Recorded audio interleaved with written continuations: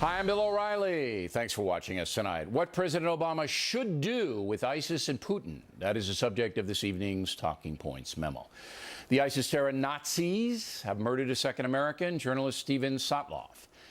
As with James Foley 2 weeks ago, they posted the beheading on the net for the entire world to see, proving once again that Muslim terrorists are as barbaric as the Third Reich ever was. By killing 2 Americans, ISIS has declared war on the USA. So President Obama and Congress should declare war on them and other Muslim terror groups.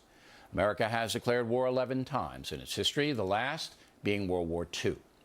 Congress must pass the war resolution. The president must then sign it.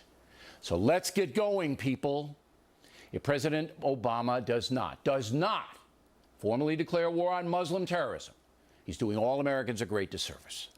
We need to send a powerful message to the world and stop the nonsense. You simply cannot have a group of people murdering Americans for political reasons. That is an act of war, period. One caveat: once war is declared, you fight it smart. No need to occupy countries as we did in Iraq and Afghanistan. You hit the terrorists in all kinds of ways. The declaration just means the world knows we mean business. Talking Points hopes President Obama will stop his confused posture, his stammering, stuttering. His statement last week that he still does not have a strategy to combat ISIS speaks for itself. An ISIS strategy should have been in place months ago. There's no question that Mr. Obama does not want to wage war. He wants to punt, to deflect the attack on Americans onto the international community. We know that if we are joined by the international community, we can continue to shrink ISIL's sphere of influence, its effectiveness, its financing, its military capabilities, to the point where it is a manageable problem. And the question is going to be making sure we've got the right strategy, but also making sure that we've got the international will to do it. That statement's irresponsible. The president was elected to protect America and Americans. The international community has nothing to do with that. Now, if Mr. Obama can rally the civilized world to help us, great.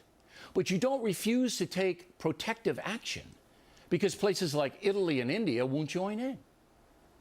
It is long past time for all Americans to demand that their president protect them. It's that simple. Teddy Roosevelt's basic philosophy was speak softly and carry a big stick. With the Obama administration, we basically have speak incessantly and carry nothing. As a nation, we're united. And when people harm Americans, we don't retreat. We don't forget. We take care of those who are grieving. And when that's finished, they should know we will follow them to the gates of hell until they are brought to justice. Because hell is where they will reside. Hell is where they will reside. Well, I'm sure that has ISIS quaking.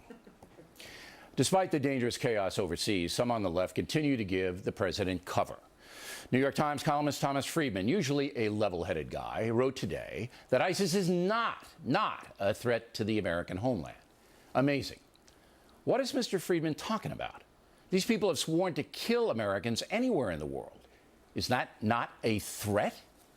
Friedman also says that President Obama should not overreact, and that's the liberal line, that President Bush overreacted in Iraq and hurt the nation. The other liberal line is we can't antagonize the terrorists. Every time there's a drone strike, that's the best recruiting tool for al-Qaeda. This guarantees the cycle of violence will go on. Every time we kill the #1 person, there's another #1 person. You're creating more terrorists. Every time you kill an innocent family, then almost all of the young men, at least in that family, is going to be aroused to with an absolute and total hatred of America and a desire for vengeance. Now, all Americans should absolutely understand 2 things. Number 1, Muslim terrorism preaches that murdering Americans is good. And number 2, that President Obama has been far too passive in the face of grave threats to the nation. And that brings us to the Russian villain Putin. His troops have now invaded Ukraine. This after Russia seized the Crimea. Once again, President Obama is calling for international consensus to deal with Putin. Once again, the president is not leading the effort to stop the Russian tyrant. He's waiting, taking meetings, considering. It's worth noting that 75 years ago this week, Adolf Hitler invaded Poland, starting World War II. Putin is using the Hitler playbook, moving his forces into weaker countries to seize territory. Hitler knew Europe was weak. He knew he could do pretty much whatever he wanted to do. Putin realizes the same thing. Europe's weak.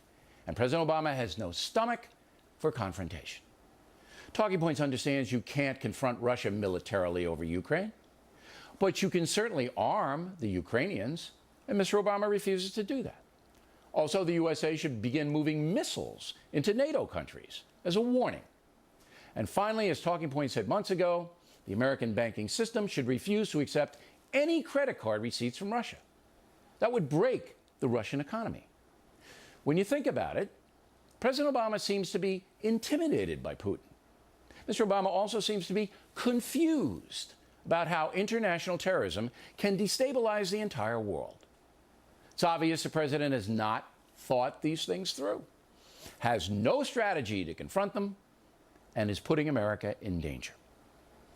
Or am I wrong? And that's a memo. Next on the